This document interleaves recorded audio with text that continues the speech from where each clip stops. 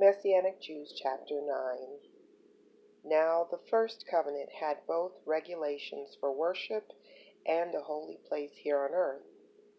A tent was set up, the outer one, which was called the holy place. In it were the menorah, the table, and the bread of the presence. Behind the second parapet was a tent called the holiest place, which had the golden altar for burning incense and the ark of the covenant, entirely covered with gold.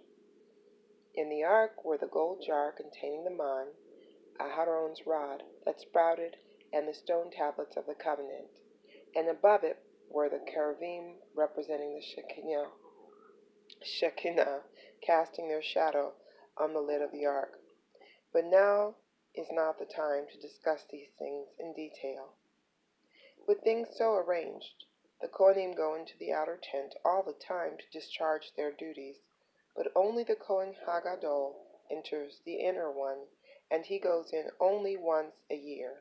And he must always bring blood, which he offers both for himself and for the sins committed in ignorance by the people. By this arrangement, the Ruach HaKodesh showed that so long as the first tent had standing, the way into the holiest place was still closed. This symbolizes the present age and indicates that the conscience of the person performing the service cannot be brought to the goal by the gifts and sacrifices he offers. For they involve only food and drink and various ceremonial washings, regulations concerning the outward life imposed until the time for God to reshape the whole structure. But when the Messiah appeared as Kohen Gadol of the good things that are happening already, then, through the greater and more perfect tent, which is not man-made, that is, it is not of this created world, he entered the holiest place once and for all. And he entered not by means of the blood of goats and calves, but by means of his own blood, thus setting people free forever.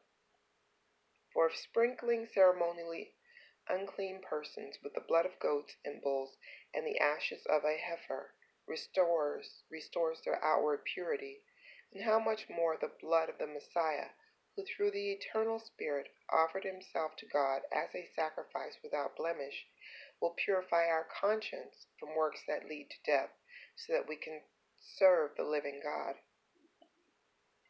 It is because of this death that he is mediator of a new covenant, or will, because a death has occurred which sets people free from the transgressions committed under the first covenant. Those who have been called may receive the promised eternal inheritance.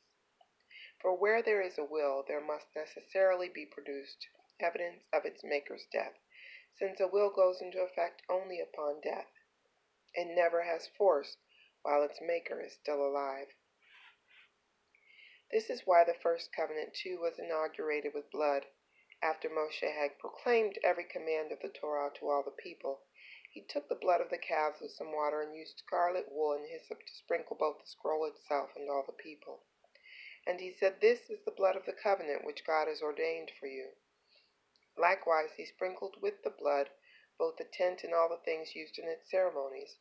In fact, according to the Torah, almost everything is purified with blood. Indeed, without the shedding of blood there is no forgiveness of sins.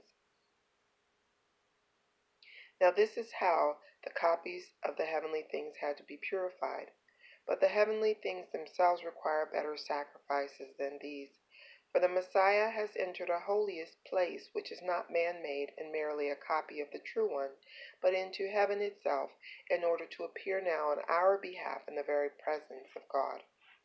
Further, he did not enter heaven to offer himself over and over again, like the Kohen Hagadol, who enters the holiest place year after year with blood that is not his own. For then he would have had to suffer death many times, from the founding of the universe on. But as it is, he has appeared once at the end of the ages in order to do away with sin through the sacrifice of himself. Just as human beings have to die once, but after this comes judgment, so also the Messiah, having been offered once to bear the sins of many, will appear a second time, not to deal with sin, but to deliver those who are eagerly waiting for him.